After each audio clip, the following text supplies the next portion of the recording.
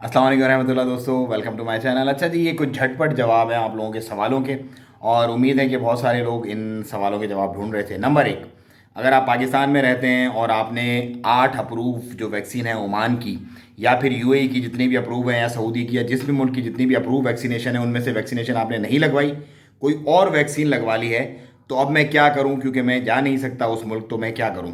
तो इसके लिए गवर्नमेंट ऑफ पाकिस्तान का एक बड़ा एहसन इकदाम और बड़ा इन टाइम एक इकदाम आया, नोटिफिकेशन जारी हो गया है। और वो ये है कि आपको जिस मुल्क में भी ट्रैवल करना है उस मुल्क की वैक्सीन का आपको बूस्टर लगा के, बूस्टर जो होता है, और आपको सर्टिफिकेट दे दिया जाएगा, तो आप उस मुल्क को ट्रैवल कर सकेंगे। तो जितने भी ऐसे लोग जिन्होंने अप्रूव्ड वैक्सीनेशन के अलावा वैक्सीनेशन लगवा ली है और वो पाकिस्तान में मौजूद हैं इस वक्त, तो फ़ौरन ही अपने हेल्थ सेंटर से रब्ता करें। 1270 रुपये उसकी फ़ीस है, और वो उसी वैक्सीनेशन का जो आपको लगाई जानी है, जो आपको चाहिए आपके ट्रैवल करने के लिए, लगा के आपको उसका सर्टिफिकेट दे देंगे, ताकि आप अपने कारोबार और अपनी जो जॉब है उसको ज्वाइन कर सकें उस मुल्क में जाके जिस मुल्क में भी आपने जाना है। नंबर दो, जितने भी लोग ओमान आउट पास पे गए हैं ओमान से, वो हमेशा के लिए ऑफ कोर्स परमानेंटली वो छोड़ के गए हैं, वो दोबारा ओमान नहीं आ सकते।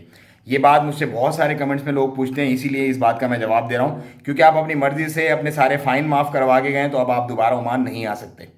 नंबर तीन, जिन लोगों ने अपने मेडिकल्स करवा लिए थे और फिर वीज़ाज बंद हो गए थे, वो अब क्या करें? तो भैया, 3 महीने के लिए मेडिकल जो है वो वैलिड होता है। 3 महीने के बाद आपको मेडिकल दोबारा से ही करवाना पड़ेगा।